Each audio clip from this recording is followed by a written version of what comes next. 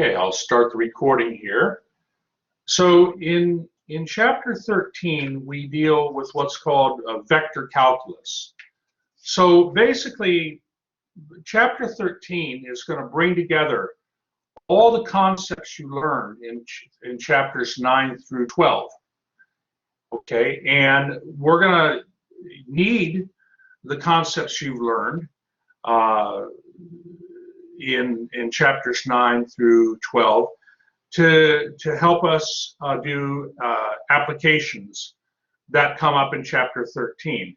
Applications, for instance, like flux, finding the rate of flow, the net rate of flow of a liquid through a membrane, to find, for instance, the work that a force field does moving a particle along some path in 2- or 3-dimensional space. These are important ideas. But of course, in order to generate movement in a space, you need to have something moving a particle, like wind or gravity or something, right? So we can represent velocity fields, wind, gravity, so forth, using what are called vector fields. Okay, so let me show you what these vector fields are. It's really quite simple. So they start off here in figure 1. That velocity vector field showing San Francisco Bay wind patterns. Okay, so you can see the vectors point in different directions depending on which way the wind's blowing. And, the wind blows differently over the water compared to over the land. And then at 12 a.m., that's on the left there, and then 2 p.m., that's on the right. You can see there's a definite difference in how the wind's behaving, okay? Associated with every point in the air, we can imagine a wind velocity vector. This is an example of a velocity vector field, okay? Now, where else do we see fields? Well, we see them, for instance, in ocean currents. Ocean currents, okay, have direction and magnitude. We can represent ocean currents with vector fields. And then on the right picture there, airflow of an inclined airfoil. So I think it's best just to go ahead and look at a few nice examples here. So again, a vector field is a function, a vector function f, that assigns to each point in the xy plane a 2-dimensional vector field. And we can expand this to 3-dimensional vector fields. But basically what you're doing, right, is, like here's an example in figure 4 of a vector field in 3-dimensional space. And normally, like if you want to draw a 2-dimensional vector field, like if this is your vector field in figure 5, negative y times I plus x times j, in order to draw the vector field out by hand, what you would need to do is select different points and compute the vectors at each of those points, and then that will create a vector field.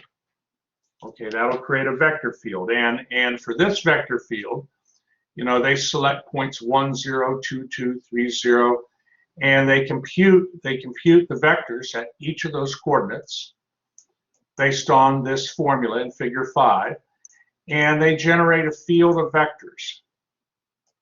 Okay, a field of vectors.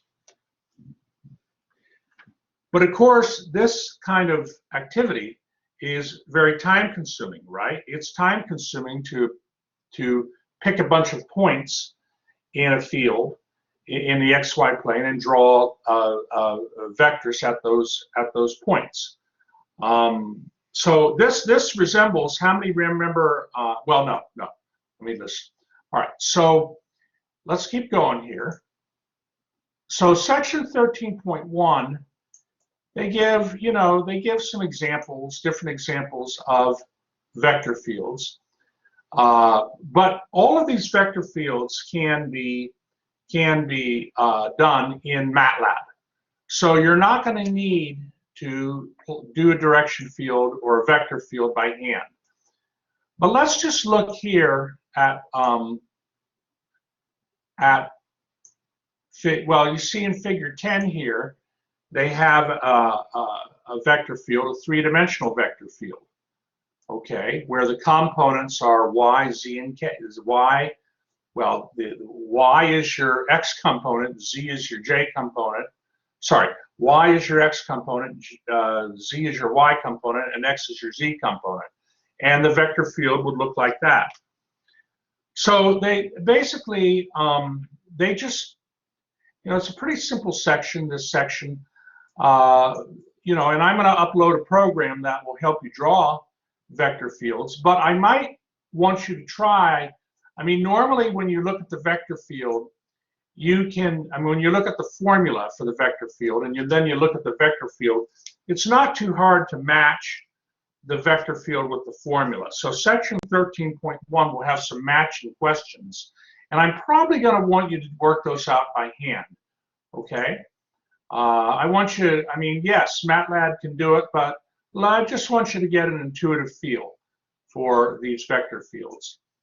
Now, I'll mention just a few more things. How many have heard of the gravitational field, the gravitational vector field? And maybe have seen that in a physics class or an engineering class? Sure, Ellie's seen that. And okay, well, what's that field look like?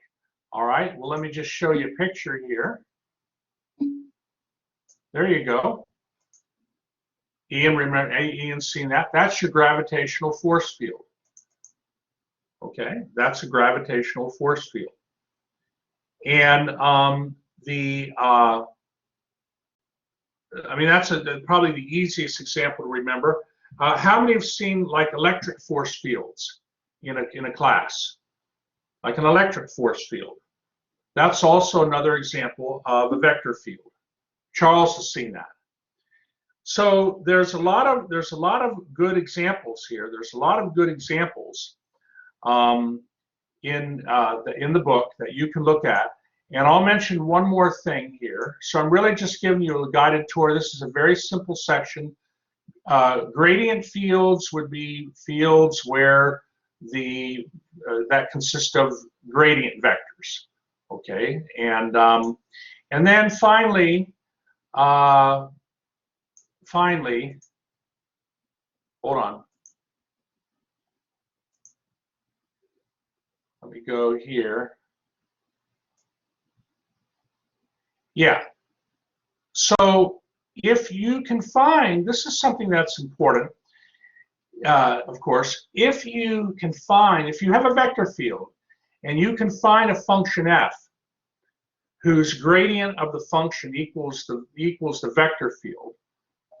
Okay, in other words, what I'm doing is I'm looking, and we'll be done in just a moment. Okay, this is what I'm talking about. If you have a vector field f, and the vector field f is equal to the gradient of some function, then we call that vector field f a conservative vector field. And the function f is called the potential function for the vector field. How many have heard of potential function? Perhaps in another class. I've seen that. Maybe it's new. All right, well, so that's just something, keep that in mind for the future. We'll be getting into that. Actually, we'll be getting into that likely on Wednesday, actually. We will. All right, so is everybody comfortable? Maybe give me a thumbs up if you're okay with this section. It's really just an intro. All right, excellent, Charles. Excellent, Ellie.